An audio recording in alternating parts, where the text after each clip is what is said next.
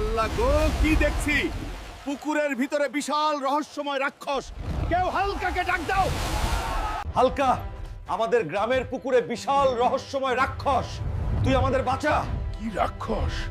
চলো দেখি। এইটা একটা মানুষ, রাক্ষস সেজে ভয় দেখাচ্ছে। আমি এত কষ্ট করে মানুষকে বাঁচাই, কেউ তো ভিডিওতে লাইক করে না। সবাই লাইক করো।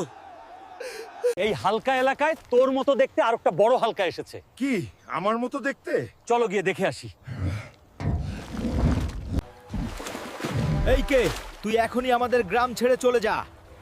আমি তোমার মতোই লাল হাল্ক।